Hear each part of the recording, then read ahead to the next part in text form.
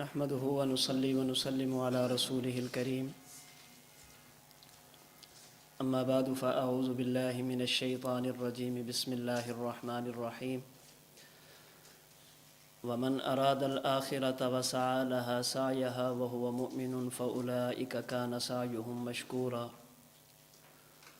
اللهم صل على محمد وعلى آل محمد كما صليت على إبراهيم وعلى آل إبراهيم إنك حميد مجيد اللهم بارك على محمد وعلى آل محمد كما باركت على إبراهيم وعلى آل إبراهيم إنك حميد مجيد۔ اللہ رب العزت نے جو ہمیں دین اور شریعت عطا فرمائی ہے یہ 5 چیزوں کا نام ہے۔ نمبر 1 اعتقادات، نمبر 2 عبادات، نمبر 3 اخلاقیات، نمبر 4 معاشرات اور نمبر 5 معاملات۔ ان 5 چیزوں کے مجموعے کا نام دین، اسلام اور شریعت ہے۔ اگر آپ حضرات ان 5 چیزوں کو اختصار سے بیان کریں تو یوں کہا جا سکتا ہے کہ ہماری شریعت 3 چیزوں کا نام ہے۔ نمبر 1 اعتقادات، نمبر 2 عبادات، نمبر 3 اخلاقیات۔ اگر مزید اختصار سے بیان کیا جائے تو یوں کہا جا سکتا ہے کہ ہماری شریعت اس میں بنیادی 2 چیزیں ہیں۔ نمبر 1 اعتقادات اور نمبر 2 عبادات۔ یہ 2 چیزیں وہ ہیں جو شریعت کی بنیاد ہیں۔ اخلاق، معاشرت اور معاملات یہ عبادات اور مسائل میں شامل ہو جاتی ہیں۔ قرآن کریم کی متعدد آیات میں اللہ رب العزت نے دخول جنت کے لیے ان 2 چیزوں کو بنیاد قرار دیا ہے۔ ان الذین آمنوا وعملوا الصالحات کانت لہم جنات الفردوس نزلا۔ تو شریعت کی بنیاد 2 چیزیں ہیں، نمبر 1 اعتقادات اور نمبر 2 عبادات، نمبر 1 عقائد اور نمبر 2 مسائل۔ قرآن کریم کی آیات رحمت دو عالم صلی اللہ علیہ وسلم کے فرامین کو پڑھنے اور سمجھنے سے ایک بات سمجھ آتی ہے کہ دنیا میں اعمال کی قبولیت کے لیے اور آخرت میں نجات کے لیے اعتقادات اور عقائد کا درست ہونا ضروری ہے۔ دنیا میں عبادات اور اعمال کے قبول ہونے کے لیے، قیامت کے دن نجات کے لیے عقائد کا درست ہونا ضروری ہے۔ اگر کسی بندے کے عقائد ٹھیک ہیں، وہ اعمال اور عبادات کرتا ہے، اللہ کی بارگاہ میں اعمال اور عبادات قبول ہیں۔ اگر کسی بندے کے عقائد درست ہیں، قیامت کے دن اللہ پاک اسے جنت عطا فرمائیں گے۔ اور اگر اعتقادات درست نہیں ہیں، اعمال درست ہیں، عقائد ٹھیک نہیں ہیں، عبادات زیادہ ہیں، دنیا میں ایسے بندے کے اعمال قبول نہیں ہوں گے اور قیامت کے دن ایسے بندے کو جنت نصیب نہیں ہوگی۔ والذین کفروا اعمالہم کسراب بقیع یحسبہ الظمآن ماء لئن اشرکت لیحبطن عملک۔ اسی طرح ان الذین کذبوا بآیاتنا واستکبروا عنہا لا تفتح لہم ابواب السماء۔ بغیر درست اعتقادات کے اعمال اور عبادات اللہ کی بارگاہ میں قبول نہیں ہیں۔ اور اگر کسی بندے کے عقائد ٹھیک نہیں ہے تو ایسا بندہ جنت میں بھی نہیں جائے گا۔ لا يدخلون الجنہ حتی یلج الجمل فی سم الخیاط۔ یہ تعلیق بالمحال ہے۔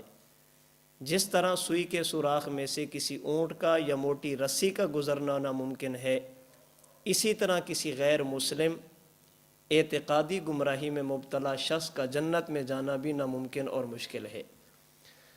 تو عبادات سے پہلے اپنے عقائد کی اصلاح ضروری ہے۔ معاشرت، معاملات اور اخلاق سے پہلے اپنے عقائد کی اصلاح ضروری ہے۔ اس سے ایک بات ہمیں سمجھ آتی ہے کہ ہمارے ہاں جو ایک بات کی جاتی ہے کہ فلاں بندہ اس کے اخلاق بہت اچھے ہیں، نیک بہت ہے، ان کے ہاں معاملات بہت اچھے ہوتے ہیں، اگرچہ ان کے پاس ایمان نہیں ہے، اس بات پر ان کی تعریف کرنا، غیر مسلم کو اچھی نگاہ سے دیکھنا، شریعت کی نگاہ میں یہ معیوب ہے، یہ قابل مدح چیز نہیں ہے۔ قیامت کے دن نجات کی بنیاد ایمان اور عقائد ہیں۔ اگر کسی بندے کا عقیدہ ٹھیک نہیں، وہ کتنا بھی نیک ہو، اس کے اخلاق کتنے بھی اچھے ہوں، معاملات کیسے بھی اس کے درست ہوں، اللہ کی بارگاہ میں اس کے اعمال قبول نہیں ہیں۔ حضرت مولانا محمد ادریس کاندھلوی صاحب رحمۃ اللہ علیہ نے تفسیر معارف القرآن میں وَمَن يُطِعِ اللَّهَ وَالرَّسُولَ فَأُولَٰئِكَ مَعَ الَّذِينَ أَنْعَمَ اللَّهُ عَلَيْهِم مِّنَ النَّبِيِّينَ وَالصِّدِّيقِينَ وَالشُّهَدَاءِ وَالصَّالِحِينَ وَحَسُنَ أُولَٰئِكَ رَفِيقًا۔ اس کی تفسیر میں لکھا ہے یہ جو منعم علیہم طبقات میں چوتھا طبقہ ہے صالحین کا، اولیاء کا۔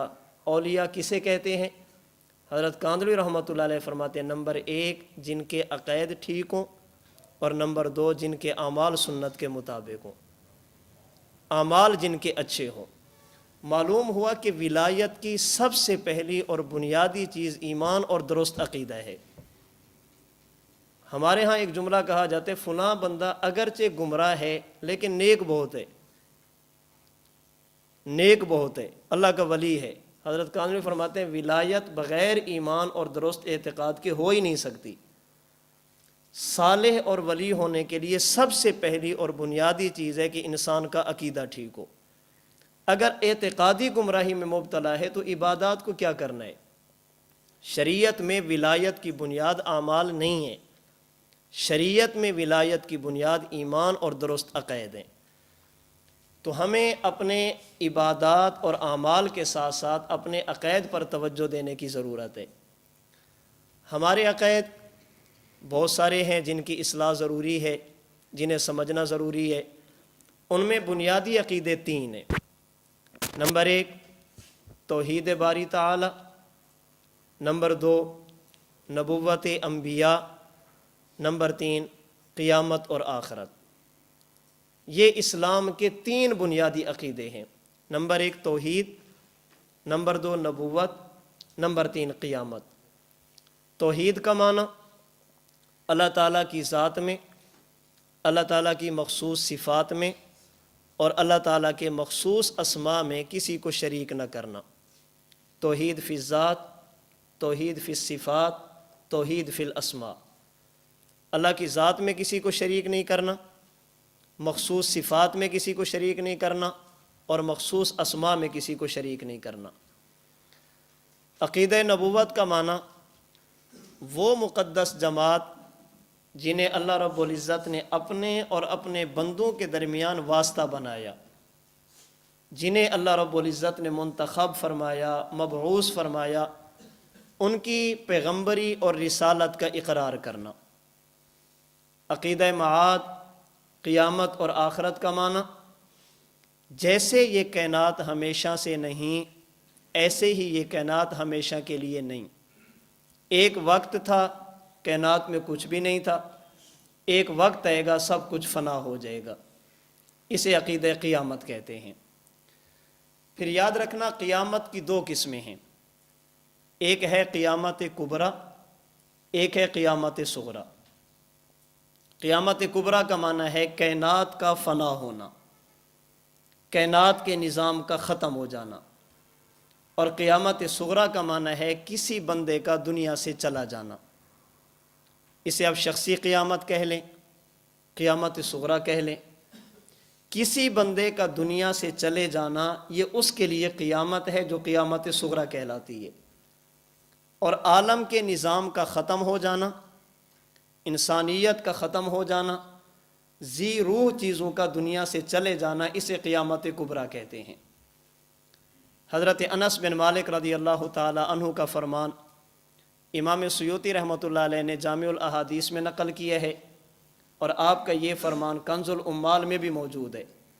آپ فرماتے ہیں من مات فقد قامت قیامتہ، من مات فقد قامت قیامتہ، جس بندے کا دنیا سے انتقال ہو گیا، دنیا میں جس پر وفات آ گئی، سمجھو اس کے لیے قیامت کا سلسلہ شروع ہو گیا، موت کے ساتھ ہی اس بندے کی قیامت آ گئی۔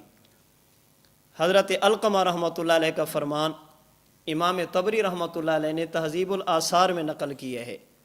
آپ ایک جنازے میں شریک ہیں، جنازے کی ادائیگی کے بعد میت کو قبر میں دفن کیا، پھر قبر پر کھڑے ہو کر فرمایا اما ھذا فقد قامت قیامتہ، اس بیچارے کے لیے تو قیامت آ گئی۔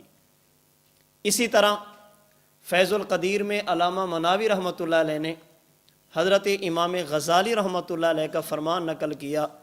آپ فرماتے ہیں الموت هو القیامت الصغریٰ من مات فقد قامت قیامتہ، یہ جو موت ہے یہ قیامت صغریٰ ہے، جب کوئی بندہ دنیا سے چلا جاتا ہے یوں سمجھو کہ اس کے لیے قیامت آ گئی۔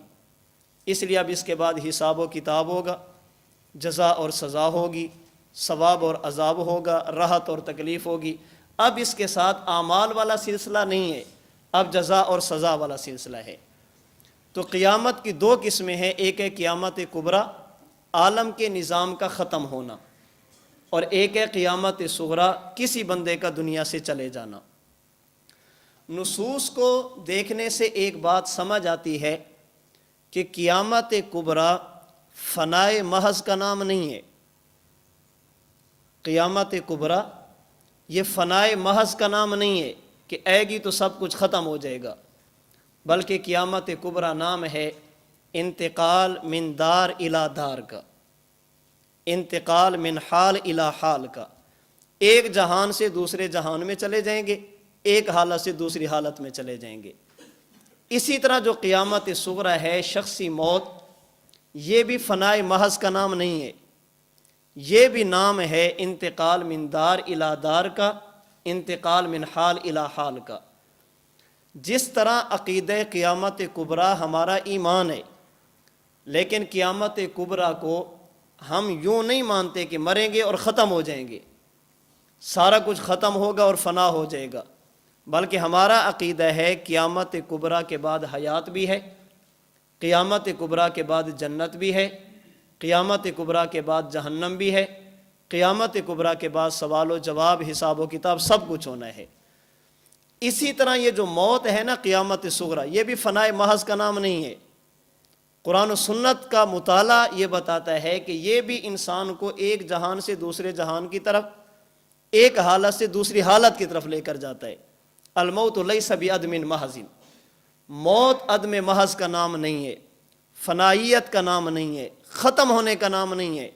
موت آنے سے انسان کا جہان بدلتا ہے، حالت بدلتی ہے۔ پہلے یہ مکلف تھا، اب یہ مصاب یا معذب ہوگا، پہلے عالم دنیا میں تھا، اب عالم برزخ میں ہوگا۔ تو یہ جہان بدلتا ہے، زندگی کی نوعیت اور کیفیت بدلتی ہے۔ قیامت کبریٰ یہ بھی انسان کو بالکلیہ یوں ختم نہیں کرے گی کہ اس کے بعد کچھ بھی نہ ہو، اور قیامت صغریٰ یہ بھی انسان کو یوں ختم نہیں کرتی کہ اس کے بعد کچھ بھی نہ ہو، بلکہ قیامت کبریٰ کے بعد بھی کچھ ہونا ہے اور قیامت صغریٰ کے بعد بھی کچھ ہوگا۔ رسول اکرم صلی اللہ علیہ وسلم کے دور میں جو لوگ تھے، جو دین دشمن، اسلام دشمن، پیغمبر اسلام کی تعلیمات کے دشمن تھے، انہوں نے قیامت، آخرت، بعث بعد الموت کا انکار کیا۔ آپ قرآن کریم اٹھا کر دیکھیے، رسول اللہ صلی اللہ علیہ وسلم کے دور کے منکرین قیامت، منکرین بعث بعد الموت، قیامت کی جزا اور سزا کے منکر، ان کی بنیاد نقل نہیں تھی، ان کی بنیاد نصوص نہیں تھی۔ رسول اللہ صلی اللہ علیہ وسلم کے دور کے منکرین کی بنیاد دو چیزیں تھیں، نمبر ایک عقل اور نمبر دو نظر۔ جو لوگ قیامت کے بعد بعث کے منکر تھے، حیات کے منکر تھے، جزا اور سزا کے منکر تھے، حساب اور کتاب کے منکر تھے، ان کی بنیاد دو چیزیں ہیں، نمبر ایک عقل، سمجھ نہیں آتا، نمبر دو نظر، دکھائی نہیں دیتا۔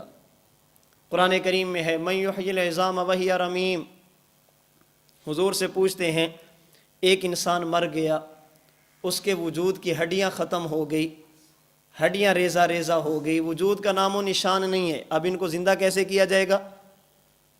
ایک انسان کو جانور نے کھا لیا، وہ انسان پتہ نہیں کتنے حصوں سے گزر کر دنیا کے کہاں کہاں کونے میں چلا گیا، من یحیی العظام، اب ان کو زندہ کیسے کیا جائے گا؟ ایک قبر میں 10 بندے مدفون ہیں، ایک دوسرے کے اجزاء دوسرے کے ساتھ مل چکے ہیں، اب ان کو زندہ کیسے کیا جائے گا؟ وہ لوگ حیات بعد الوفات، باس بعد الموت کا انکار کر رہے ہیں، بنیاد کیا ہے؟ عقل، سمجھ نہیں آ رہا۔ دوسری ان کی بنیادی نظر، فاتو بآبائنا ان کنتم صادقین، آپ جو کہتے ہیں قیامت آئے گی، دوبارہ اٹھیں گے، یہ ہمارے سامنے اٹھ کر آتے کیوں نہیں ہیں؟ قبر کھولتے ہیں تو ہمیں نظر کیوں نہیں آتا؟ جو لوگ باس بعد الموت کے منکر تھے، ان کی بنیاد 2 چیزیں تھیں، نمبر 1 عقل اور نمبر 2 نظر۔ اسی طرح وہ لوگ جو قیامت صغریٰ کے بعد حیات کا انکار کرتے ہیں، جزا اور سزا کا انکار کرتے ہیں، سوال و جواب کو نہیں مانتے، ان کی بنیاد بھی 2 چیزیں ہیں، نمبر 1 عقل اور نمبر 2 نظر۔ موت کے بعد قیامت سے پہلے قبر میں انسان کو حیات ملتی ہے، دم نہیں گھٹتا، سانس لینے میں دشواری نہیں ہوتی، اگر قبر کھلتی ہے تو ساتھ والے کدھر جاتے ہیں؟ ایک انسان کو جانور نے کھا لیا، اسے عذاب کیسے ہوگا؟ ایک انسان کو جلا کر اس کی راکھ کو پانی میں بہا دیا گیا، اسے عذاب کیسے ہوگا؟ ایک انسان کو صندوق میں بند کر کے رکھ دیا گیا، گڑھے میں دفنایا نہیں گیا، اسے عذاب کیسے ہوگا؟ یہ سارا کچھ کہا جا رہا ہے بنیاد عقل، سمجھ نہیں آ رہا۔ یا ان لوگوں کے انکار کی بنیاد نظر، ہم نے قبر کھولی، ہمیں تو سانپ نظر نہیں آتے، ہم نے قبر کھولی، ہمیں تو جسم پر اس کے کوئی آثار نظر نہیں آتے، اگر یہ زندہ ہے تو نبض حرکت کیوں نہیں کرتی، اگر یہ زندہ ہے تو پیٹ اوپر نیچے کیوں نہیں ہو رہا، اگر یہ زندہ ہے تو جب اس پر پانی ڈالتے ہیں یہ چیختا کیوں نہیں ہے، چلاتا کیوں نہیں ہے، گرم پانی ہے اس کے جسم کو احساس کیوں نہیں ہوتا؟ ہمیں یہ چیزیں معلوم نہیں ہو رہی، نظر نہیں آ رہی۔ تو یہ لوگ موت کے بعد اور قیامت سے پہلے روح اور جسم کے تعلق کا، حیات کا، سوال و جواب کا، ثواب و عذاب کا انکار کر رہے ہیں۔ ان کی بنیاد بھی 2 چیزیں ہیں، یا نظر یا عقل۔ یا اس لیے نہیں مانتے کہ دکھائی نہیں دیتا، اور یا اس لیے نہیں مانتے کہ ہمیں سمجھ نہیں آتا۔ اور یہ بات آج کی نہیں ہے، وہ لوگ جو پہلے دن سے موت کے بعد حیات کے منکر، ثواب و عذاب کے منکر ہیں، انہوں نے اپنی بنیاد عقل کو بنایا، ہم نہیں کہتے۔ 8ویں صدی ہجری کے ایک مشہور عالم گزرے ہیں، امام بدر الدین زرکشی رحمہ اللہ، انہوں نے ایک کتاب لکھی ہے البحر المحیط فی اصول الفقہ، اس کی پہلی جلد کے صفحہ 114 پہ فرماتے ہیں، اجمع اہل الملتی، دنیا جہان کے مسلمانوں کا اتفاق ہے، ان النبی الصادق اذا اخبر خبرا، رسول اللہ صلی اللہ علیہ وسلم اگر کوئی ایسی بات ارشاد فرمائے، لا یدرکہ العقل، جو عقل سے ماورا ہو، سمجھ میں آنے والی نہ ہو، عقل اس کو ماننے کے لیے تیار نہ ہو، وجب الایمان بہ وتلقیہ بالقبول، اہل ایمان کا اتفاق ہے کہ حضور کی ایسی بات کو ماننا اور تصدیق کرنا ضروری ہے۔ وَتِلْكَ خَصِيصَةُ الْإِيمَانِ بِالْغَيْبِ الَّتِي مَدَحَ اللَّهُ بِهَا الْمُؤْمِنِينَ، فرماتے یہی تو ایمان بالغیب ہے جس پر اللہ نے ایمان والوں کی تعریف کی ہے کہ اپنی عقل پر اعتماد نہیں کرتے، حضور کی زبان پر اعتماد کرتے ہیں، اسی کو ایمان بالغیب کہتے ہیں۔ آگے فرماتے وَالْمُعْتَزِلَةُ لَمَّا قَلَّدُوا عُقُولَهُمْ أَنْكَرُوا عَذَابَ الْقَبْرِ وَسُؤَالَ مُنْكَرٍ وَنَكِيرٍ وَوَزْنَ الْأَعْمَالِ وَوَقَعُوا فِي عِقَالِ الضَّلَالِ حَيْثُ عَدَلُوا عَنْ قَوْلِ الْمَعْصُومِ، فرماتے یہ تو ہماری بات تھی، اہل اسلام کی، اہل حق کی بات تھی کہ وہ اللہ کے رسول کی بات کو عقل پر ترجیح دیتے ہیں، بات سمجھنا ہے پھر بھی مانتے ہیں۔ باقی رہے معتزلہ، لما قلدوا عقولہم، جب انہوں نے اپنی عقل کو بنیاد بنایا، انکروا عذاب القبری، نتیجہ عذاب قبر کا انکار، وسؤال منکر و نکیر، قبر کے سوال و جواب کا انکار، ووزن الاعمال، قیامت کے دن وزن اعمال کا انکار، وقعوا فی عقال الضلال، گمراہیوں کے ایسے گڑھوں میں جا گرے، حیث عدلوا عن قول المعصوم، ان کا جرم کیا تھا؟ حضور کی بات کے مقابلے میں انہوں نے عقل کو ترجیح دی ہے۔ تو وہ لوگ جو موت کے بعد قیامت سے پہلے قبر کی زندگی کا انکار کر رہے ہیں، یا بنیاد عقل ہے یا بنیاد نظر ہے، اور جتنے بھی شبہات پیدا کیے جاتے ہیں، خواہ وہ قرآن کریم کی آیات کی تعویل کر کے ہو یا عقلی طور پر ہوں، یہ آج کے نہیں ہیں۔ یہ اعتراضات اور شبہات وہ ہیں جو معتزلہ پیش کر چکے ہیں اور ہمارے حضرات ان کے جواب دے چکے ہیں۔ کوئی نیا شبہ ان کے پاس نہیں ہے جس کی بنیاد پہ قبر کی زندگی کا انکار کریں، سوال و جواب کا انکار کریں، ثواب و عذاب کا انکار کریں۔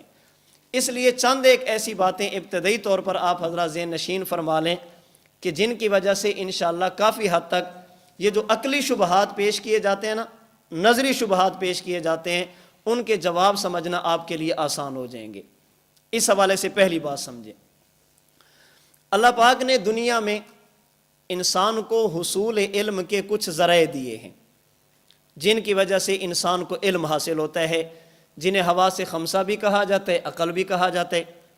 کسی چیز کو چھوئیں گے تو پتہ چلے گا یہ کیا ہے، کسی چیز کو دیکھیں گے پتہ چلے گا یہ کیا ہے، کسی چیز کو سنیں گے تو پتہ چلے گا یہ کون ہے، کسی چیز کو سونگیں گے تو پتہ چلے گا یہ کیا ہے، اور کسی چیز کو چکھیں گے تو پتہ چلے گا یہ کیا ہے، جسے حواس خمسہ کہتے ہیں۔ یہ انسان کے پاس علم کے اسباب میں سے پہلا سبب ہے۔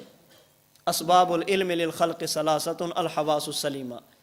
علامہ نسوی رحمۃ اللہ علیہ نے متن العقائد النسویہ میں کہا ہے مخلوق کو جن چیزوں سے علم حاصل ہوتے ہیں ان میں پہلی چیز کیا ہے؟ حواس سلیم، حواس خمسہ، جنہیں حواس سلیمہ بھی کہا جاتا ہے۔ ان چیزوں کے ذریعے انسان کو علم حاصل ہوتا ہے، اور یہ ایک مسلمہ حقیقت ہے کہ جس بندے کے پاس ان حواس کے ساتھ ساتھ ایک اضافی ذریعہ مل جائے، اضافی ذریعے سے وہ چیزیں معلوم ہو جاتی ہیں جو انسان کو حواس کے ذریعے معلوم نہیں ہوتی۔ حواس کی ایک حد ہے، ایک دائرہ ہے، ایک جگہ ایسی آتی ہے جہاں تک حواس کام نہیں کرتے، اب وہاں پر اضافی ذریعہ استعمال کیا جاتا ہے اور اس کی وجہ سے انسان کو علم حاصل ہوتا ہے۔ مثال سمجھیے، ایک بندہ کھڑا ہے نیچے صحن میں فرش پر، اور ایک بندہ کھڑا ہے چھت پہ۔ اب چھت والا چھت پر کھڑے ہو کر وہ چیزیں دیکھ سکتا ہے جو نیچے کھڑے ہو کر بندہ نہیں دیکھ سکتا۔ دیوار کے پیچھے کیا ہے؟ ادھر درخت ہیں، ادھر فلاں چیز ہے، فلاں بندہ ہے۔ اب کوئی یہ کہے کہ تیرے پاس بھی آنکھیں دو ہیں، جو نیچے کھڑا ہے اس کے پاس بھی آنکھیں دو ہیں، اگر تجھے نظر آتی ہیں تو اس کو نظر کیوں نہیں آ رہی؟ تو لوگ کہیں گے کہ تیرے پاس صرف آنکھیں ہیں، اس کے پاس اونچائی بھی ہے۔ اسے ایک اضافی ذریعہ مل گیا، ایک اضافی چیز مل گئی جو تیرے پاس نہیں ہے، اور اضافی ذرائع کے ذریعے وہ چیزیں معلوم ہوتی ہیں جو انسان کو عام حواس کے ذریعے معلوم نہیں ہوتی۔ دو بندے چھت پہ کھڑے ہیں، ایک کے پاس دوربین ہے، دوسرے کے پاس دوربین نہیں ہے۔ دوربین والا دوربین کے ذریعے وہ چیزیں دیکھ سکتا ہے جو عام بندہ نہیں دیکھ سکتا۔ اب یہ کہ تیری آنکھیں چار ہیں، تو کہتے فلاں چیز ہے، مجھے تو نظر نہیں آ رہی، تو لوگ کیا کہیں گے؟ اس کے پاس ایک اضافی ذریعہ ہے جو تیرے پاس موجود نہیں ہے، اس کے پاس دوربین ہے۔ اسی طرح شریعت مطہرہ کی بات کریں، بہت ساری باتیں ایسی ہیں جو اللہ کے رسول صلی اللہ علیہ وسلم کو معلوم ہوتی ہیں، امت کو معلوم نہیں ہوتی۔ بہت ساری چیزیں ایسی ہیں جن کا ادراک انسان حواس کے ذریعے نہیں کر سکتا، اس کے لیے کسی اضافی ذریعے کی ضرورت ہوتی ہے۔ 7 آسمان ہیں، ہمارے حواس ان کا ادراک نہیں کر سکتے۔ جنت ہے، جی ہے، حواس ادراک نہیں کر سکتے۔ جہنم ہے، جی بالکل ہے، حواس ادراک نہیں کر سکتے۔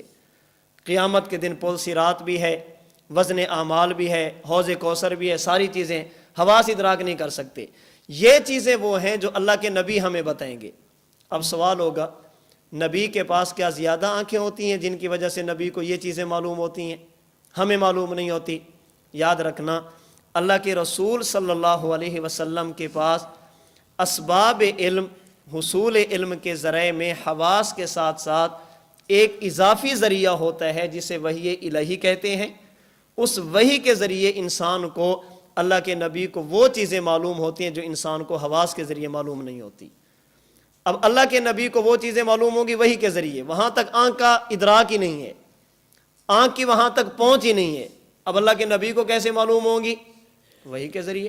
اس کا معنی یہ ہے جیسے ہم نے جنت اور جہنم کو مانا اللہ کے رسول کی زبان پر اعتماد کر کے. کیوں؟ نبی کے پاس اضافی ذریعہ ہے. کوئی بندہ یہ نہیں کہتا کہ اگر جنت اور جہنم ہے تو مجھے نظر کیوں نہیں آتی. مسلمان مومن یہ نہیں کہتا. ہم نے 7 آسمان مانے, ہم نے کرسی مانی, ہم نے عرش مانا, یہ ساری چیزیں مانی ہیں. کیوں؟ اللہ کے نبی کی زبان پر اعتماد کر کے. جس طرح رسول اللہ صلی اللہ علیہ وسلم نے ہمیں آسمان کے اوپر کی چیزیں بتائی, ہم ان کی تصدیق کرتے ہیں. اگر حضور زمین کے نیچے سے باتیں بتائیں گے ہم ان کی تصدیق بھی کریں گے. کیوں؟ ایمان بالغیب کا مطلب ہی یہ ہوتا ہے لسان نبوت پر اعتماد کرنا, مخبر صادق صلی اللہ علیہ وسلم کی خبر کا یقین کرنا. اللہ کے نبی کو نبی ماننے کا مطلب ہی یہ ہوتا ہے کہ ہم کلمہ پڑھنے کے بعد اپنی نظر اور اپنی عقل پر اتنا اعتماد نہیں کریں گے جتنا اعتماد ہم حضور کے فرمان پر کریں گے. حضور علیہ الصلوۃ والسلام ہمیں بہت ساری چیزیں بتا کر گئے ہیں. جیسے حضور نے اوپر کی چیزیں بتائیں ویسے نیچے کی چیزیں بھی بتائی ہیں. تو موت کے بعد اور قیامت سے پہلے یہ ساری چیزیں وہ ہیں جن کا ادراک حواس کے ذریعے نہیں ہوتا. کس کے ذریعے ہوگا؟ توجہ رکھنا. اسی وجہ سے اللہ پاک نے سورۃ البقرہ کی آیت نمبر 154 میں جب شہداء کی حیات کو بیان کیا, لا تقولوا لمن يقتل في سبيل الله اموات بل احیاء ولکن لا تشعرون فرمایا, ولکن لا تعلمون نہیں فرمایا. امام فخر الدین رازی رحمۃ اللہ علیہ تفسیر کبیر سورۃ البقرہ کے دوسرے رکوع میں جہاں پر اللہ پاک نے منافقین کی مذمت کی ہے, ایمان صحابہ کے بارے میں باتیں کرتے ہیں, فساد کے بارے میں باتیں کرتے ہیں. اللہ نے ایک جگہ پر لاکن لا یشعرون فرمایا, ایک جگہ پر لاکن لا یعلمون فرمایا. امام فخر الدین رازی رحمۃ اللہ علیہ فرماتے ہیں ادراک بالحواس کا نام شعور ہے اور ادراک بالوحی کا نام علم ہے. ادراک بالحواس کا نام شعور ہے, ادراک بالوحی کا نام علم ہے. کیا معنی؟ کسی چیز کو چھونا اور پتہ چل جانا یہ شعور ہے, کسی چیز کو دیکھنا اور پتہ چل جانا یہ شعور ہے, کسی چیز کو سونگھنا اور پتہ چل جانا یہ شعور ہے, کسی چیز کو سننا اور پتہ چل جانا, چکھنا اور پتہ چل جانا یہ شعور ہے. اللہ کے نبی کا بتانا اور پتہ چل جانا یہ علم ہے. اللہ فرماتے ہیں شہید زندہ ہے ولکن لا تشعرون. اللہ اگر زندہ ہے تو نبض حرکت کیوں نہیں کرتی؟ فرمایا بابا اب شعور کا کام نہیں ہے, اب وہی کا کام ہے. یہ حیات وہ ہے جس کا تعلق اب حواس سے نہیں ہوگا. یہ حیات وہ ہے جس کا ادراک اللہ کے نبی کی زبان پر اعتماد کرنے سے ہوگا, وہی پر اعتماد کرنے سے ہوگا. اگر یہ زندہ ہے تو بھاگتا کیوں نہیں, یہ زندہ ہے تو چلتا کیوں نہیں؟ فرمایا ولکن لا تشعرون. یہ حیات وہ ہے جس کا ادراک اب آنکھ سے نہیں ہوگا, یہ زندگی وہ ہے جس کا ادراک اب تمہارے کان سے نہیں ہوگا, یہ حیات اور زندگی وہ ہے جس کا ادراک ہاتھ سے نہیں ہوگا, اس کا ادراک ہوگا وحی کے ذریعے. تو ادراک بالحواس کا نام شعور ہے. چونکہ یہ حیات وہ ہے جس کا ادراک اب حواس سے نہیں ہونا, اس لیے اللہ پاک نے فرمایا ولکن لا تشعرون. اب اگر دیکھنا چاہو, سونگنا چاہو, معلوم کرنا چاہو, دل کی دھڑکن محسوس کرنا چاہو تو اب یہ حیات اور زندگی وہ ہے جس کا ادراک تمہیں ان چیزوں سے. تو رسول اللہ صلی اللہ علیہ وسلم نے ہمیں بہت ساری چیزیں بتائی اور اللہ کے نبی کو وہ کیسے معلوم ہوئی؟ وحی کے ذریعے. تو جس طرح آسمان کے اوپر کی باتوں کا تعلق ہے کس کے ساتھ؟ وحی کے ساتھ. اسی طرح زمین کے نیچے قبر, برزخ, علیجین, سجین, یہ جتنے احوال ہیں ان کا تعلق بھی کس کے ساتھ ہوگا؟ وحی کے ساتھ ہوگا. اسی وجہ سے بات سمجھنا, دوسری بات سمجھنا, اللہ پاک نے اس بات کو سمجھانے کے لیے کہ جس کے پاس اضافی ذریعہ ہو وہ ایسی چیزیں بتا سکتے ہیں جن کی وجہ سے انسان کو عام حالات کا اور حواس کے ذریعے ان کا ادراک نہیں ہوتا. اللہ پاک نے انسان کو عالم ارواح سے عالم دنیا میں بھیجا, پھر عالم دنیا سے عالم آخرت میں لے کر جائیں گے. ایک وقت تھا جب انسان یعنی انسان کی روح کہاں پر تھی؟ عالم ارواح میں. اب ہیں عالم دنیا میں. ایک وقت آئے گا جب کہاں پہ جائیں گے؟ عالم آخرت میں. اللہ پاک نے انسان کو عالم ارواح سے عالم دنیا میں براہ راست بلا واسطہ نہیں بھیجا. عالم ارواح اور عالم دنیا کے درمیان ایک اور عالم کا انتخاب فرمایا جہاں پر انسان تھوڑی دیر رک کر آتا ہے, اسے کہتے ہیں ماں کا پیٹ, عالم بطن. عالم ارواح سے عالم دنیا بواسطہ ماں کا پیٹ، کچھ عرصہ انسان وہاں ٹھہر کے آتا ہے، اور جب یہ بندہ عالم دنیا سے عالم آخرت کی طرف جائے گا، اللہ پاک اسے بھی براہ راست لے کر نہیں جاتے۔ عالم دنیا اور عالم آخرت کے درمیان ایک اور جگہ کا اللہ نے انتظام فرمایا جسے عالم قبر کہتے ہیں، قبر کا پیٹ کہتے ہیں۔ عالم ارواح سے عالم دنیا بواسطہ قبر ماں کا پیٹ، اور عالم دنیا سے عالم آخرت بواسطہ قبر کا پیٹ۔ انسان جب دنیا میں آتا ہے تو کچھ عرصہ ماں کے پیٹ میں رہتا ہے، اور جب آخرت میں جاتا ہے تو کچھ عرصہ قبر کے پیٹ میں رہتا ہے۔ ماں کے پیٹ میں جب انسان ہوتا ہے، کچھ عرصہ گزارنے کے بعد انسان کو زندگی عطا کی جاتی ہے، ثم ينفخ فیہ الروح، بخاری شریف کی روایت۔ کچھ عرصے بعد جب انسان ماں کے پیٹ میں ہوتا ہے تو اس کے جسم میں روح کو کیا کر دیا جاتا ہے؟ ڈال دیا جاتا ہے۔ اسی طرح جب انسان عالم دنیا سے عالم آخرت کی طرف جاتا ہے، قبر کے پیٹ میں رکتا ہے، تو یہاں پر بھی انسان کو زندگی عطا کی جاتی ہے۔ ماں کے پیٹ کی زندگی ہمیں نظر نہیں آ رہی، ماں کے پیٹ کی زندگی ہمیں نظر نہیں آ رہی، ہم مان رہے ہیں کیوں؟ جی حضور نے فرمایا ثم ينفخ فیہ الروح، کچھ عرصہ گزرنے کے بعد اس کے جسم میں روح کو ڈال دیا جاتا ہے۔ اگر ہم نے ماں کے پیٹ کی زندگی نبوت کے فرمان پر اعتماد کر کے مانی ہے، اگرچہ ہمیں نظر نہیں آتی، تو کیا اس نبی نے یہ نہیں فرمایا؟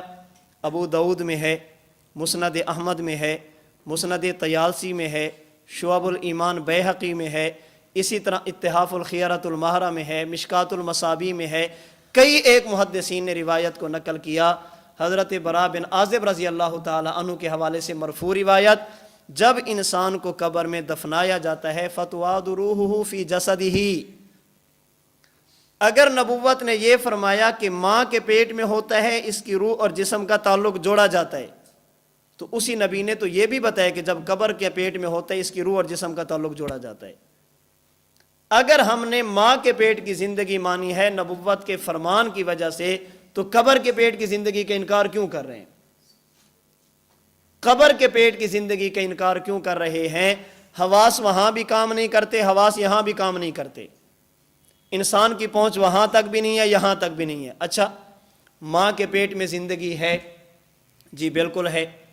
ماں کے پیٹ میں جب بچہ ہوتا ہے، کوئی بندہ اس بنیاد پہ انکار نہیں کرتا کہ اگر وہاں پر زندگی ہے تو سانس نہیں گھٹتا۔ ماں کے پیٹ میں اگر حیات ہے تو سانس لینے میں دشواری نہیں ہوتی۔ اگر ماں کے پیٹ کی زندگی پر کوئی سوال نہیں ہے، انکار نہیں ہے، تو قبر کے پیٹ کی زندگی کا انکار کیوں ہے؟ وہاں پر تمہیں یہ الجھن کیوں ہے کہ سانس نہیں گھٹتا، دشواری نہیں ہوتی؟ بابا جو خدا ماں کے پیٹ میں زندہ رکھ سکتا ہے وہ قبر کے پیٹ میں بھی رکھ سکتا ہے۔ ماں کے پیٹ کی زندگی کیسی ہے؟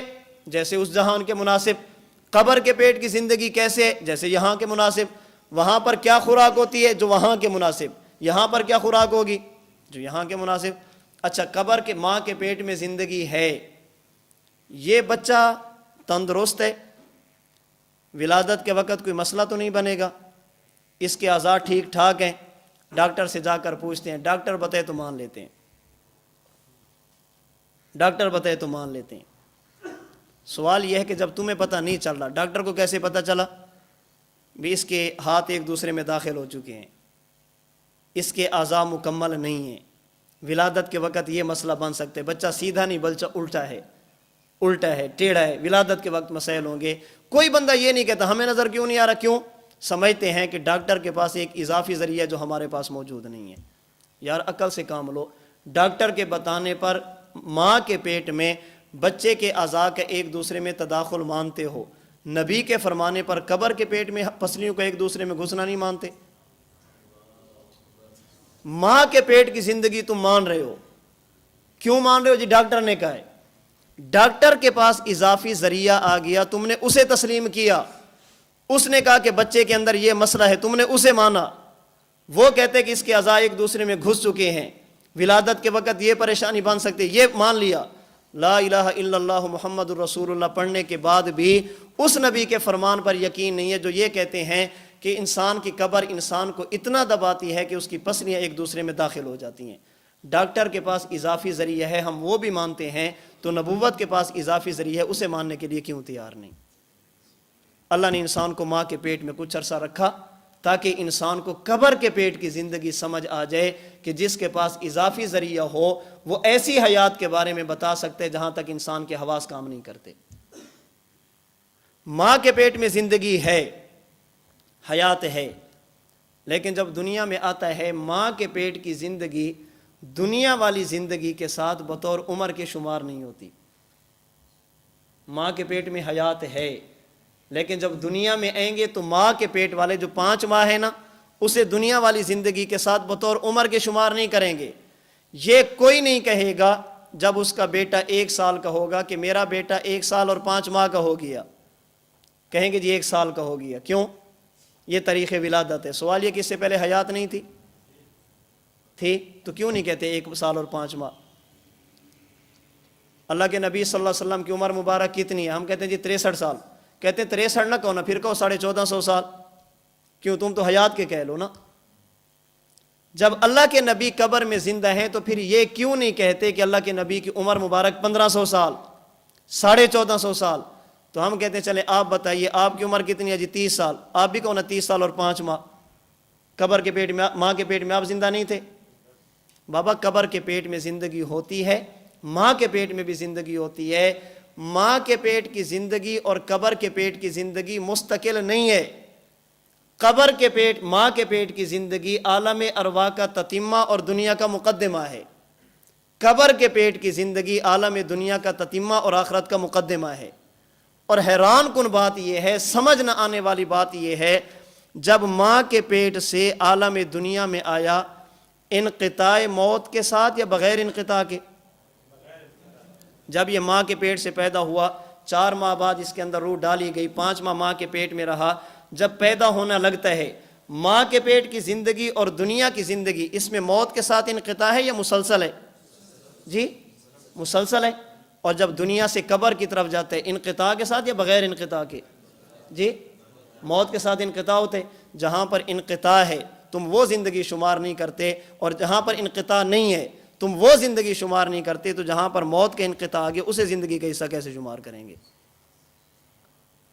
وہ زندگی مسلسل ہے، مسلسل ہے، اسے آپ دنیا کی زندگی کا حصہ شمار نہیں کر رہے، اسے عمر کا حصہ شمار نہیں کر رہے۔ وہاں پر تمہیں کوئی الجھن نہیں ہے، کوئی پریشانی نہیں۔ کیوں؟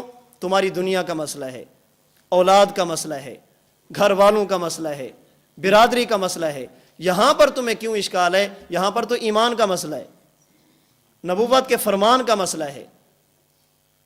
تو جس طرح قبر کے پیٹ میں زندگی ہے لیکن اسے دنیا کا حصہ شمار نہیں کریں گے، ایسے ہی جیسے بالکل ماں کے پیٹ میں زندگی ہے لیکن اسے دنیا والی زندگی کا حصہ شمار۔ اچھا یہی مسئلہ تو مرزائیوں کا ہے۔ حضرت عیسیٰ علیہ السلام جب آسمانوں پر زندہ ہیں تو آپ پھر یہ نہیں کیوں نہیں کہتے کہ ان کی عمر 2000 سال، 3000 سال، 4000 سال ہوگی؟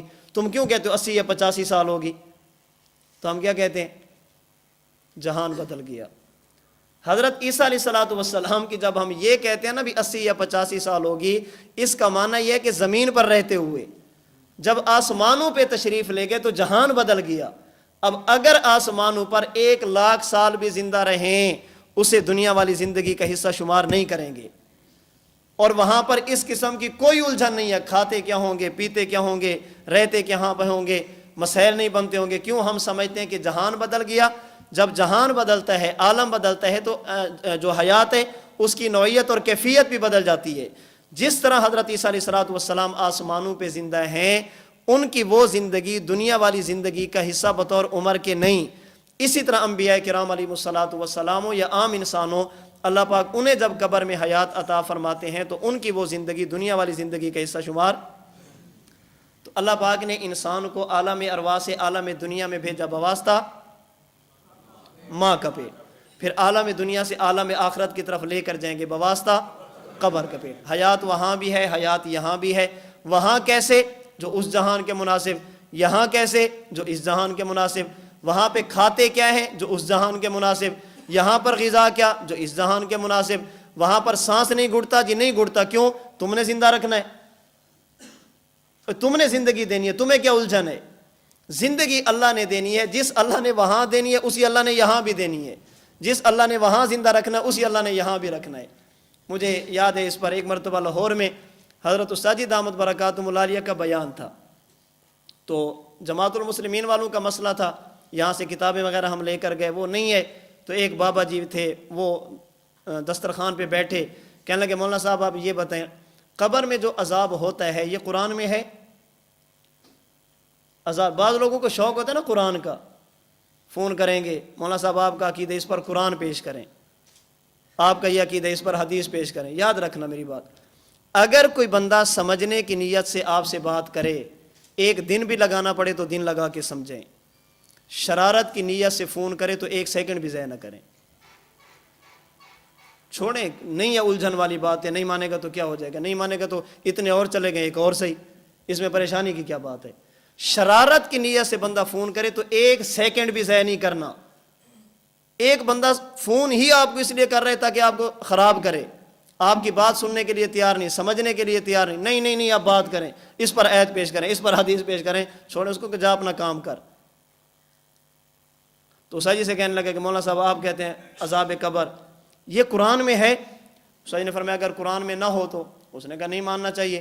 تو ساجی فرمانے لگے کہ یہ بتائیں جب بندہ مرتا ہے تو کچھ کام کیے جاتے ہیں؟ جی کیے جاتے ہیں، نمبر 1 غسل دینا ہے، نمبر 2 کفن دینا ہے، نمبر 3 جنازہ پڑھنا ہے، نمبر 4 دفن کرنا ہے۔ ساجی فرمانے لگے کہ آپ کے والد صاحب فوت ہو جائیں، ان کو غسل دینا چاہیے، یہ قرآن کی کس آیت میں ہے؟ کفن دینا یہ کس آیت میں ہے؟ جنازہ پڑھنا یہ کس آیت میں ہے؟ دفن کرنا یہ کس آیت میں ہے؟ یہ 4 آیتیں آپ پڑھ دیں، 5ویں میں پڑھ دوں گا۔ کہنے لگے یہ 4 قرآن میں نہیں ہے تو کیا ہوا، حدیث میں تو ہیں۔ فرمایا کہ جس میں وہ 4 ہے نا اسی میں 5ویں میں یہ بھی موجود ہے۔ اچھا اگلی بات فرمانے لگے یہ بتاؤ جب آپ کے والد صاحب فوت ہوں گے، رشتہ دار فوت ہوں گے، غسل کون دیتا ہے؟ غسل کون دیتا ہے؟ فرشتے؟ جی کون دیتا ہے؟ انسان؟ کفن کون پہناتا ہے؟ جنازہ کون پڑھتا ہے؟ دفن کون کرتا ہے؟ عذاب کون دیتا ہے؟ جی فرشتے دیتے ہیں۔ جو کام تمہارے ذمے ہے اس پر تمہیں عید کی فکر نہیں ہے، جو تمہارے ذمے ہے ہی نہیں اس پر تمہیں کیا فکر پڑی ہے؟ کام فرشتوں کا ہے، الجھن تمہیں ہے، بھی اس پر عید پیش کرو۔ اس پر تو چاہیے فرشتے کہیں نا اے اللہ، اللہ فرمائے کہ مارو، فرشتے کہیں اللہ آیت۔ جنہوں نے دینا ہے وہ پریشان نہیں ہیں، وہ اللہ کے حکم کے منتظر ہیں، انہوں نے ٹھکائی شروع کر دینی ہے۔ جو تم نے کرنا ہے اس پر آیت نہیں ہے، تم لگے ہوئے ہو، اور جو تمہارے ذمہ ہی نہیں ہے اس پر تمہیں پریشانی ہے کہ قرآن میں ہے یا نہیں ہے، قرآن میں ہے یا نہیں ہے۔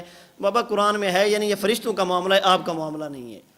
تو اللہ پاک نے انسان کو عالم ارواح سے عالم دنیا میں بھیجا بواسطہ ماں کا پیٹ، پھر عالم دنیا سے عالم آخرت کا طرف لے کر جائیں گے بواسطہ۔ زندگیاں دونوں میں ہیں، حیاتیں دونوں میں ہیں۔ دلیل ماں کے پیٹ میں زندگی ہے، بخاری کی روایت ثم ينفخ فیہ الروح، قبر کے پیٹ میں زندگی ہے۔ دلیل ابو داؤد مسند احمد، ابو داؤد طیالسی، شعب الایمان بیہقی، مصنف ابن ابی شیبہ، مشکات المصابی، اتحاف الخیرۃ المہرہ، یہ کئی ایک محدثین حضرت براء بن عازب کے حوالے سے لکھ رہے ہیں۔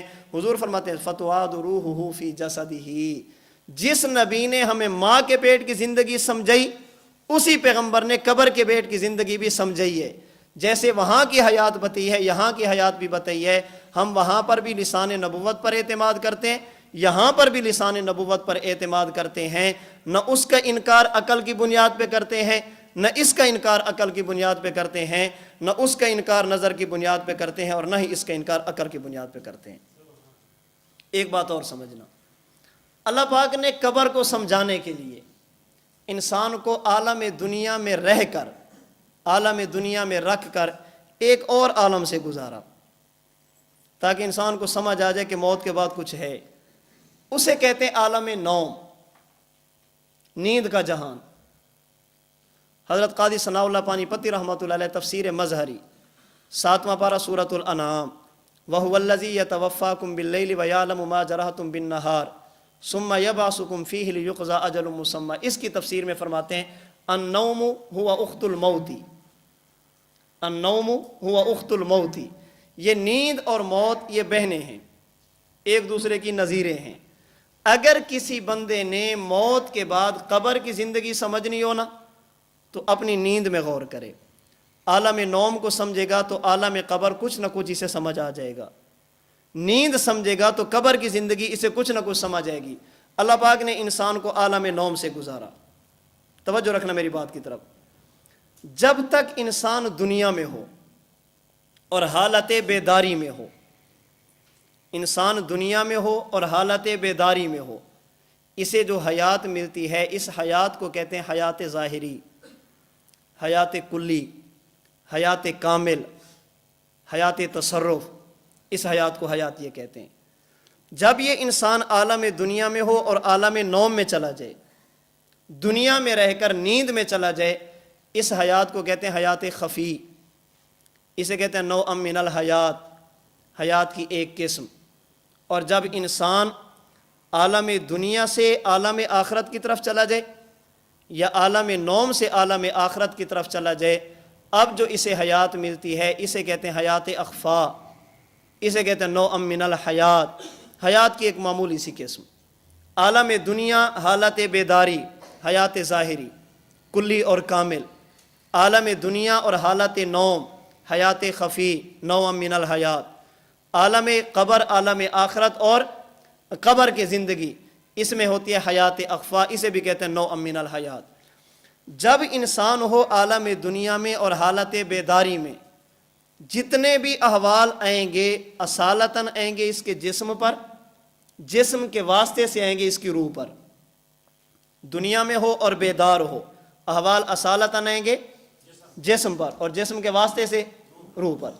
جب یہ بندہ عالم بیداری سے عالم نوم کی طرف چلا جائے یا دنیا سے برزخ کی طرف چلا جائے، نیند اور قبر کی حالت میں جتنے بھی احوال آئیں گے اصالتاً آئیں گے اس کی روح پر اور روح کے واسطے سے آئیں گے جسم پر۔ دنیا میں حالت بیداری میں احوال اصالتاً جسم پر، جسم کے واسطے سے روح پر۔ نیند کی حالت میں اور قبر کی زندگی میں احوال اصالتاً آئیں گے روح پر اور روح کے واسطے سے کیا آئیں گے؟ اور الفاظ میں سمجھیے، انسان جب دنیا میں ہو، نیند میں ہو یا قبر اور برزخ میں ہو، انسان کی روح اور جسم کے آپس میں کئی قسم کے تعلق ہوتے ہیں۔ ایک تعلق ہے تعلق حیات، ایک تعلق ہے تعلق تدبیر، ایک تعلق ہے تعلق تصرف۔ ایک تعلق حیات، ایک تعلق تدبیر، ایک تعلق تصرف۔ انسان کو دنیا میں گرمی کا احساس ہو، سردی کا احساس ہو، خوشی اور تکلیف کا احساس ہو، یہ ہوتا ہے تعلق حیات کی وجہ سے۔ گرمی لگ رہی ہے، یہ لگ رہی ہے، کیوں؟ اس لیے کہ روح اور جسم کا تعلق کون سا ہے؟ تعلق حیات۔ کسی نے مارا تو احساس ہوا، جی ہوا، کیوں ہوا؟ اس لیے کہ تعلق حیات۔ ایک ہے تعلق تدبیر، نفس کا حرکت کرنا، پیٹ کا اوپر نیچے ہونا، سانس کا آنا، کروٹیں بدلنا، سانس لینا، یہ تعلق تدبیر کی وجہ سے۔ ایک تعلق ہے تعلق تصرف، یہاں سے بیٹھا ہے اٹھ کر وہاں چلا جائے، کیوں جا رہا ہے؟ تصرف ہے۔ یہ اپنی مرضی سے بول رہے، کیوں بول رہے؟ کھا رہے پی رہے، کیوں؟ اس لیے کہ تعلق تصرف ہے۔ جب تک انسان ہو عالم دنیا میں حالت بیداری میں، روح اور جسم کا تعلق حیات بھی ہوتا ہے، تدبیر بھی ہوتا ہے، تصرف بھی ہوتا ہے۔ عالم دنیا حالت بیداری، تعلق حیات بھی ہے، تعلق تدبیر بھی ہے، تعلق تصرف بھی ہے۔ اب میں سوال کرنے لگا ہوں آپ سے، آپ یہاں پر بیٹھے ہیں، آپ کو دکھ اور سکھ کا احساس ہوتا ہے؟ کیوں؟ تعلق حیات ہے۔ آپ کی نبض حرکت کر رہی ہے، کیوں؟ تعلق تدبیر ہے۔ آپ اپنی مرضی سے بول رہے ہیں، کیوں؟ تعلق تصرف ہے۔ جب انسان عالم دنیا میں حالت بیداری سے حالت نوم میں چلا جائے، اب روح اور جسم کا ایک تعلق کم ہو جاتا ہے، وہ ہے تعلق تصرف۔ جب نیند کی حالت میں تو تعلق تصرف کیا ہو جاتا ہے؟ ختم ہو جاتا ہے۔ نیند کی حالت میں انسان کو تکلیف کا یا راحت کا احساس ہوتا ہے، کیوں؟ تعلق حیات ہے، نبض حرکت کر رہی ہے، پیٹ اوپر نیچے ہو رہے، کروٹیں بدل رہے، کیوں؟ زندہ ہے، زندہ ہے، اٹھ کے بھاگتا کیوں نہیں؟ جی بھاگ کیوں نہیں رہا؟ تعلق تصرف ختم ہو گیا۔ نیند کی حالت میں تعلق تصرف ختم ہو جاتا ہے۔ اب اگر کوئی بندہ بظاہر تصرف والا کام کرتا ہے تو وہ غیر اختیاری ہوتا ہے، اختیاری نہیں ہوتا، یہ دفعہ دخل مقدر ہے۔ آپ کہتے ہیں بعض لوگ تو نیند میں چلتے ہیں، یہ چلتا ہے، چلنے والا بھی پریشان ہے اور بھی پریشان ہے، اس کا معنی ہے کہ تصرف نہیں ہے، ورنہ پریشانی کی کیا ضرورت ہے۔ اگر کوئی بولتا ہے تو یہ تعلق تصرف نہیں ہے، غیر اختیاری ہے۔ تعلق تصرف کا معنی ہے اپنے اختیار سے کام کرنا۔ اور جب یہ بندہ چلا گیا ہے قبر کے پیٹ میں، یہ عالم دنیا سے عالم برزخ میں، یہ زندہ ہے جی، بھاگتا کیوں نہیں؟ پہلے لڑ رہا تھا، اب تلوار لے کر چلتا کیوں نہیں؟ تصرف ختم ہو گیا۔ یہ زندہ ہے، نبض حرکت کیوں نہیں کر رہی جی؟ ثواب یا عذاب کا احساس ہوتا ہے، کیوں؟ الجھن والی بات کیا ہے؟ جب تک یہ دنیا میں تھا یہ دوڑ رہا ہے، کیوں؟ تعلق تصرف۔ اس کی نبض حرکت کر رہی ہے، کیوں؟ تعلق تدبیر۔ اسے دکھ یا سکھ کا احساس ہے، کیوں؟ تعلق حیات۔ یہ چلا گیا نیند میں، بھاگتا کیوں نہیں؟ بابا تصرف نہیں۔ نبض حرکت کیوں کر رہی ہے؟ اس لیے کہ تدبیر ہے۔ دکھ اور سکھ کا احساس کیوں ہے؟ اس لیے کہ حیات ہے۔ قبر کے اندر چلا گیا، بھاگتا کیوں نہیں؟ اس لیے کہ تعلق تصرف ختم ہے۔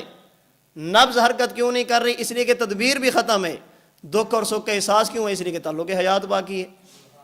جب تک دنیا میں ہو اصل، توجہ، اصل جسم اور روح، جب یہ نیند کی حالت میں گیا یا قبر کے پیٹ میں گیا، اب اصل روح ہے اور جسم اس کے کیا ہے؟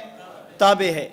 جب انسان عالم دنیا میں ہو، جسم اصل ہے، روح تابع ہے، اس کی رفتار بہت سلو ہوگی، بہت سست ہوگی۔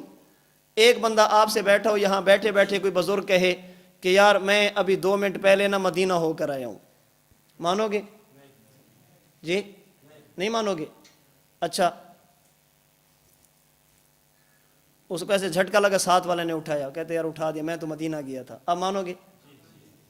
بات ادھر بیٹھ کے دونوں کر رہے، ایک ہی کر رہے، ایک مانتے ہو دوسری نہیں مانتے، کیوں؟ جب عالم دنیا ہو، حالت بیداری میں ہو، اب جانا ہے جسم نے، اس لیے اب نہیں مانتے۔ جب نیند کی حالت میں گیا، اب روح نے جانا ہے، روح کی تھوڑی سی ذمہ داری تصرف کم ہوئی نا، روح کی رفتار دیکھیں کتنی بڑھ گئی ہے۔ اب آپ مان رہے ہیں۔ اچھا کیوں مان رہے ہیں؟ آپ کہتے ہیں یار آج تو گیا تھا نا، کل میں بھی گیا تھا، آج اگر تیرے ساتھ یہ مسئلہ بنا ہے، میرے ساتھ بھی بنا تھا۔ جب یہ بندہ قبر کے پیٹ میں گیا تو روح کی ذمہ داری ایک اور کم ہو گئی، اب تدبیر بھی ختم، تصرف بھی ختم، اب روح کی رفتار کتنی ہوگی خود سوچو۔ اب اصل بھی کون ہے؟ روح، جسم ہے اس کے تابع، ذمہ داری بھی کیا ہو گئی؟ کم ہو گئی۔ اب ایک بندہ نیند کی حالت میں روح کی رفتار کو مان رہا ہے، کیوں؟ کہتے اس لیے کہ آج تیرے ساتھ ہوا تو میرے ساتھ بھی ہوا۔ یہ ہم تجربے کی بنیاد پہ مانتے ہیں، تجربے کی بنیاد پہ۔ قبر کے پیٹ کی زندگی کیوں سمجھ نہیں آ رہی؟ اس لیے کہ ابھی تک تجربہ نہیں ہے، ابھی تک تجربہ نہیں ہے۔ جب جائیں گے نا پھر سمجھ آئے گی کہ ہوتا کیا ہے۔ جیسی کرنی ویسی بھرنی، نہیں یقین تو کر کے دیکھ۔ یہ قبر جنت بھی ہے دوزخ بھی ہے، نہیں یقین تو مر کے دیکھ، مرو گے تو سمجھ آئے گی بھی ہوتا کیا ہے۔ قاری طیب صاحب رحمۃ اللہ علیہ خطبات حکیم الاسلام کی 7ویں جلد میں ایک واقعہ لکھا ہے جس کا خلاصہ یہ ہے قبر کے بارے میں کہ وہاں کی حالت دیدنی ہے، شنیدنی نہیں۔ قبر کے احوال کا تعلق دید سے ہے، جس کے ساتھ ہوتی ہے نا اسی کو پتہ چلتا ہے بھی کیا ہوتا ہے۔ وہاں کی حالت شنیدنی نہیں ہے، دیدنی ہے۔ حضرت شاہ عبد العزیز محدث دہلوی رحمۃ اللہ نے تحفہ اثنا عشریہ میں لکھا، حضرت عمر بن خطاب رضی اللہ تعالیٰ عنہ کے پاس ایک مجوسی غیر مسلم آیا، اس کے پاس 3 انسانی کھوپڑیاں تھیں، 3 انسانی سر تھے۔ اس نے کہا امیر المومنین آپ کہتے ہیں قبر میں عذاب ہوتا ہے؟ جی بالکل ہوتا ہے، میں خلاصہ بتا رہا ہوں اپنے لفظوں میں۔ کس چیز کا؟ فرمایا ارض نار کا، آگ پیش کی جاتی ہے۔ اس نے کہا میں نہیں مانتا، اس لیے کہ ایک کھوپڑی میری والد کی، ایک والدہ کی، ایک بھائی کی، تینوں اسلام کے بغیر دنیا سے گئے ہیں۔ تمہارے عقیدے کے بقول ان کو عذاب ہو رہا ہے اور آگ کا ہو رہا ہے، تو ان کھوپڑیوں کو گرم ہونا چاہیے تھا، ٹھنڈا نہیں ہونا چاہیے تھا، حالانکہ یہ ٹھنڈی ہیں۔ آپ نے فرمایا ان کو رکھو، باہر جاؤ اور 2 پتھر لے کرو۔ ان پتھروں کو آپس میں رگڑا تو تھوڑی دیر بعد اندر سے آگ نکلی اور گرم ہو گئے۔ حضرت عمر فرمانے لگے یہ بتاؤ پتھروں میں آگ ہے یا نہیں؟ اگر آگ ہے تو پہلے ٹھنڈے کیوں تھے؟ اگر نہیں ہے تو اب گرم کیوں ہوئے؟ فرمانے لگے کہ پتھروں میں آگ موجود ہے لیکن نظر نہیں آتی. حضرت عمر فرمانے لگے کہ ان کھوپڑیوں میں بھی آگ موجود ہے، وہ بھی نظر نہیں آتی. اس نے کہا حضرت اصل مسئلہ یہ ہے کہ دنیا کی آگ زہری الگ ہے، پتھروں کی آگ الگ ہے. فرمایا کہ یہاں پر قبر کی آگ الگ ہے، دنیا کی آگ الگ ہے. اس نے کہا امیر المومنین بات سمجھیں، پتھروں میں آگ ہے، نظر نہیں آتی. نظر اس وقت ہے کہ جب آپس میں رگڑیں گے. فرمایا قبر میں بھی آگ موجود ہے، نظر نہیں آتی. نظر اس وقت ہے کہ جب خود جاؤ گے تو تمہیں سمجھ آئے گی ہے یا نہیں ہے. فرماتے ہیں انہوں نے کھوپڑیاں پھینکی. حضرت عمر بن خطاب کے ہاتھ پر اس نے اسلام قبول کیا، مسلمان ہو گیا. تو میں سمجھا رہا تھا کہ اللہ پاک نے انسان کو کہاں سے گزارا؟ عالم نوم سے. نیند سمجھیں. نیند کی حالت میں انسان کی روح اصل ہے، جسم تابع ہے. نیند کی حالت میں انسان پر جتنے بھی احوال آتے ہیں اصالتاً روح پر، اور روح کے واسطے سے دے مدثر رہ نہ جائے، پھر سارے نو پر خود ہی پریشان ہوگے، دوسرے نو ہی کرو گے. احوال اصالتاً آتے ہیں روح پر، اور روح کے واسطے سے، توجہ رکھنا، روح کے واسطے سے جسم پر. آپ صبح اٹھے، آپ نے دیکھا کہ آپ کے کپڑے ناپاک ہو چکے ہیں، جسم ناپاک ہو چکا ہے. نیند کی حالت میں آپ کی روح نے کچھ نہ کچھ کیا جس کی وجہ سے آپ پر غسل فرض ہوا، آپ کے کپڑے اور جسم ناپاک ہے. کپڑوں کا ایک حصہ وہ ہے جس پر ناپاکی نظر آتی ہے، اور ایک حصہ وہ ہے جس پر ناپاکی نظر نہیں آتی. شریعت کہتی ہے کہ جس حصے پر ناپاکی ہے اسے دھو لو، کپڑا پاک ہو جائے گا. جسم کے ایک حصے پر ناپاکی کے آثار نہیں ہیں. عقل کا تقاضا یہ ہے، قیاس کا تقاضا یہ ہے، فہم انسانی یہ کہتی ہے کہ اتنے حصے کو دھو لیا جائے جسم کے. جیسے کپڑے کو دھو لیا گیا، کپڑا پاک ہو گیا، تو جسم کے اس حصے کو دھو دیا جائے تو جسم بھی سارا کا سارا کیا ہو جانا چاہیے.